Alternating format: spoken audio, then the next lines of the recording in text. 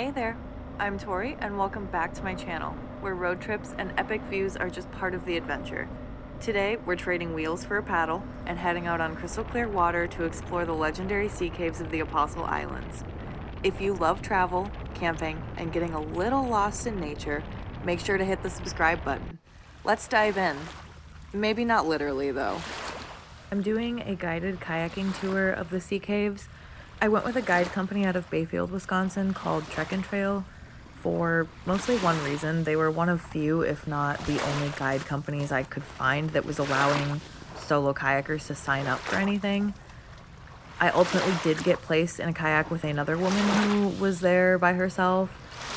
I'm not 100% sure, but I would assume if nobody else had signed up that was alone, they probably would have stuck me in a kayak with a guide.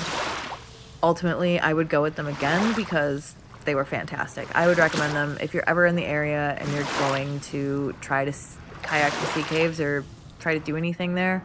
I would highly recommend looking into what Trek and Trail has. They have other tours besides this one, but they were fantastic. The guides were super friendly. They were super knowledgeable. I would highly recommend them. Crack in the wall. It's very unique compared to other sea caves we're going to see today because it started off as a little crack in the wall, and like I said earlier, the water soaked into the spongy sandstone, and over winter it grows, cracks open little by little over thousands of years. This is formed, and now we have this giant crack in the wall. We are going to be able to go back there today, but we're going to do it one by one, so I will take a boat back. Out of the cave. I won't walk you through backing out. That's pretty much the gist of it. If you guys want to chill out here in Mason, I can take the first boat back.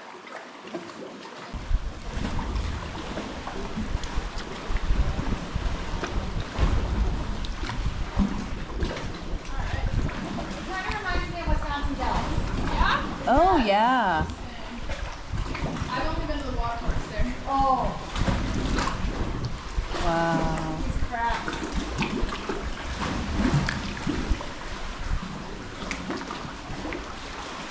Big bats ever? No, it's too big. Oh. They don't really like the water. They want somewhere dry. Alright, and then this crack back here. You can go back if you want to, and then it's down by the roof. When you get up to it, just put your paddles to your side and then use it with your hands.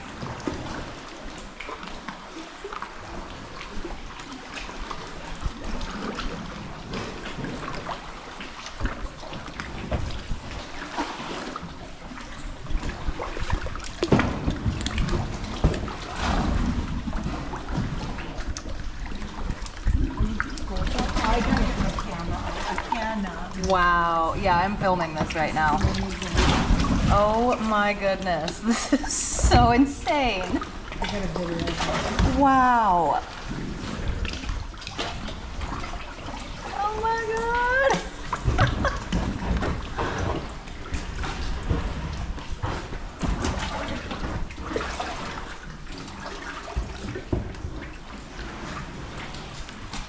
There we are. All the way in. Wow. Is this it? Is this the end? Yeah. This is it. Wow. We are huge for that. That is so We wild. just gotta back out with our hands.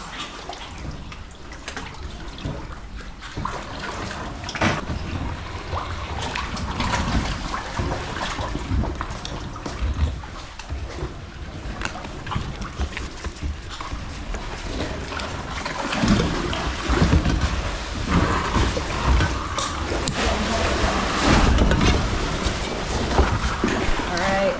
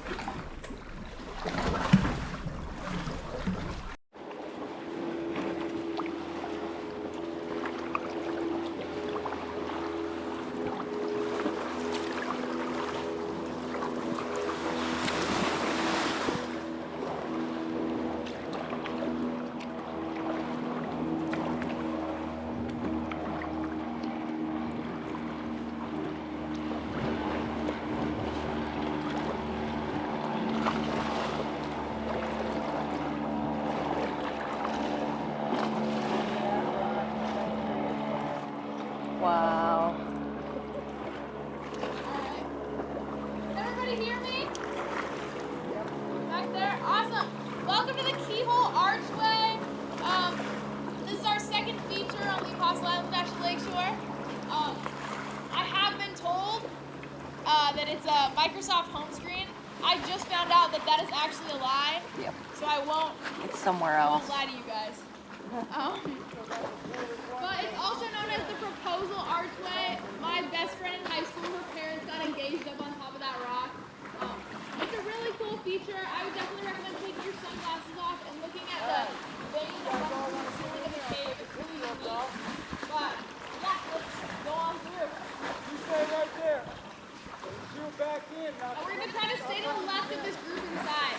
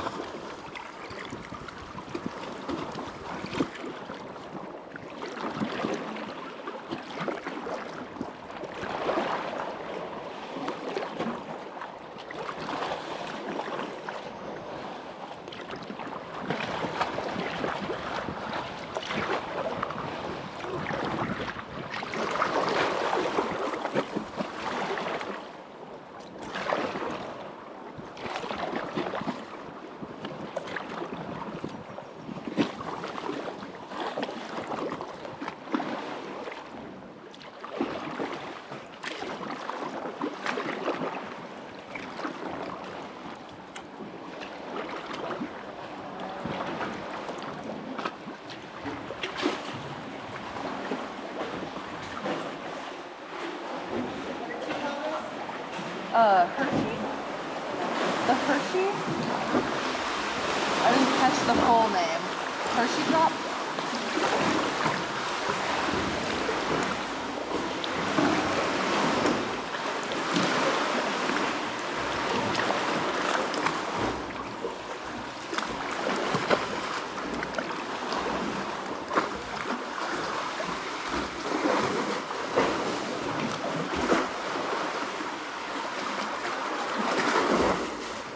What was that one called? So the little archway is called the Hershey's Kiss Archway. Because it kind of looks like a melted Hershey's Kiss. Yep. It's been in the center too long. And then we like to call the cave just the Thunderdome.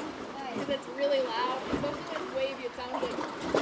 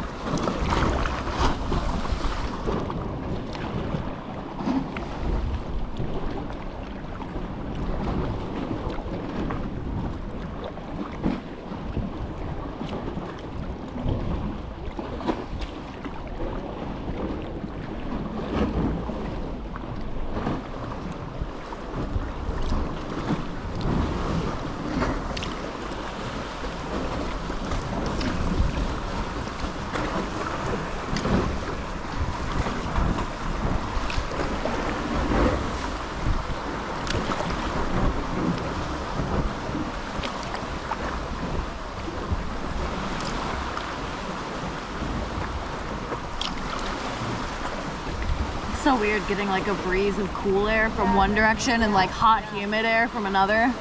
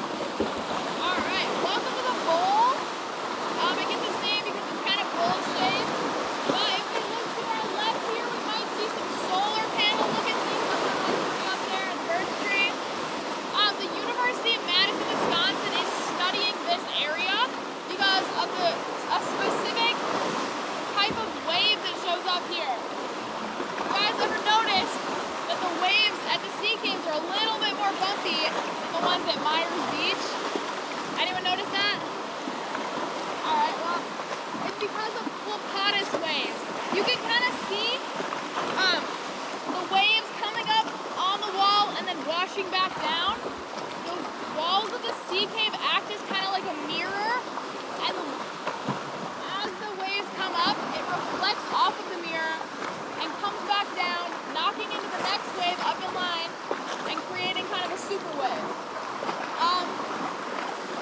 You can think about the goal as having 3 points of reflection. So the waves come in, they wash up on the wall, and then they crash back down, knocking into each other, creating super waves that Wisconsin has been recording for years now. Does anyone have a guess on the biggest wave that's ever recorded in the bowl? Throw them out there. 15 feet. Higher. 75. 35. 19 feet. And I know that might seem like that much, but a 1 foot wave is a wave where it's taking me into a boat. You wouldn't be able to see my head. A 2 foot wave, you can't see my shoulder. And a 3 foot wave, I'm completely gone. So a 19 foot wave is kind of insane. As you can see here, just pulled upright. I would not want to be stuck in a 19 foot wave. That's kind of crazy.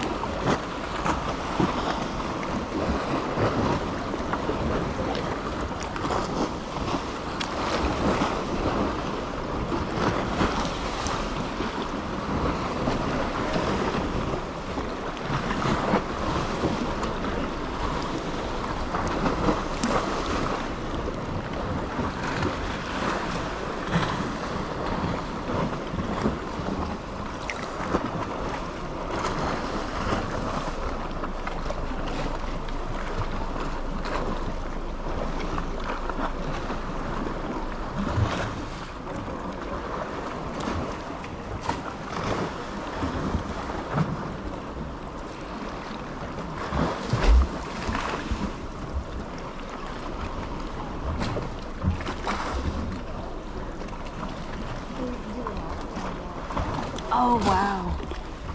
I was wondering how deep it was over here.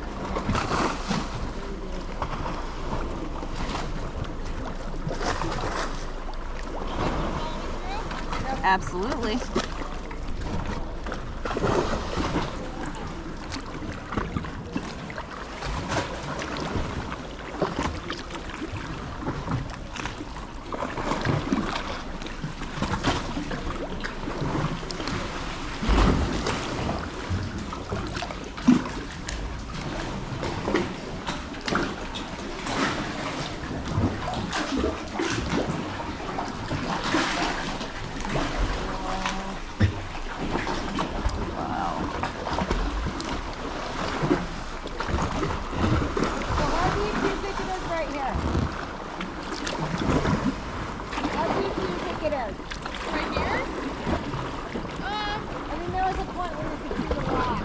Probably around 10 feet over there, around 15 here. 15. Oh, that's it. Yeah. You can't see that far down. Oh. I'd say past like 20 feet, you can't really see much.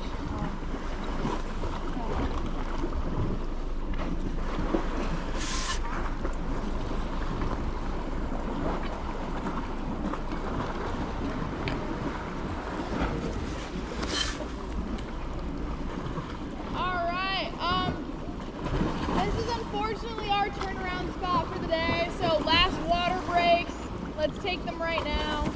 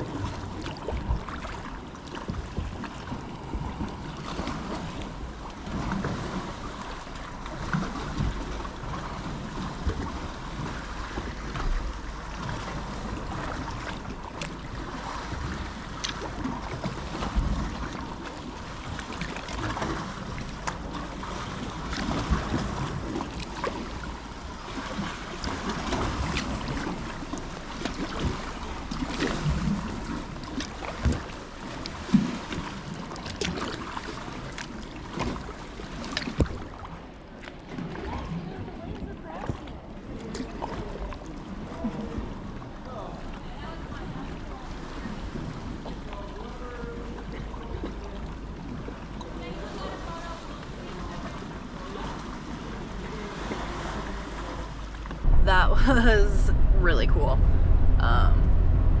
Hopefully, I wasn't able to film everything because unfortunately my like suction mount did not stick to the kayak, so I just had my like little mini tripod that also floats. Hindsight, I should have brought, like, I have a clip mount. I could have clipped it onto something on the kayak and that probably would have been better. But luckily, like, we had like spray skirts on, so I was able to just like kind of have the tripod balancing essentially on my lap because of the spray skirt thingy. So hopefully that wasn't awful footage, but I think it should have been fine. And now I'm heading to Banning State Park in Minnesota to split up my drive to go pick up my dog in St. Cloud tomorrow and dry out my gear because I didn't do any filming last night, but it stormed overnight and it was actually kind of scary. Well, for me it was scary because I have pretty bad storm anxiety. So for me it was pretty scary. I woke up around 1 and probably like got out of bed like 3 times to grab my purse and put my shoes on. Like, do I go to my car or not? Do I stay here? I ended up staying in the tent. I woke up again at like 4 and went through the same mental gymnastics of, do I get out of the tent and go to my car? Because there was like fairly consistent thunder and lightning, so I was like, is it safe in my tent? I knew that as far as like tree branches go, I should be good because I always look up and inspect the tree branches before I pitch my tent, just in case it gets windy, just in case it storms unexpectedly, which if you're camping anywhere on Lake Superior, which this was an island in Lake Superior, the weather, like, you can check the forecast all you want, but the weather can change pretty quickly out there. So I always look up to look for branches where I park my car and where I pitch my tent. So there were like some little twigs and some smaller branches kind of close to my car and my tent, but nothing crazy. But I definitely had the thought last night multiple times of like, I should maybe just go to my car, but it was downpouring and I was like, I don't really want to get wet and I'm safe enough in here. But yeah, I have wet gear right now because I was in a hurry to get back to Bayfield this morning. So I'm going to Banning State Park. It's going to be hot and I'm going to pitch my tent and dry it out, even though I really just want to go home and then drive to St. Cloud tomorrow. But I don't know what to do with my wet tent. Like, I don't have anywhere at home to dry that out, so I think I'm gonna stick with my plan of going to the park and camping one more night, even though I could go home and sleep in air conditioning, which is what I really want to do. But I'm gonna tough it out and camp one more night. But that is it for this adventure because I am not going to be doing anything interesting there, so I'm not going to film anything. I am going to pitch my tent, set up my camp, make some dinner, and relax for a little bit. And then tomorrow I'm driving to St. Cloud to pick up my dog from my mom because my parents have been babysitting him for me so I could go on a really cool sea cave kayaking tour that I've always wanted to do, and I would have had nowhere safe to leave my dog while I was doing it. So thanks for watching. Hope you enjoyed this adventure, and I'll see you in the next one. Bye!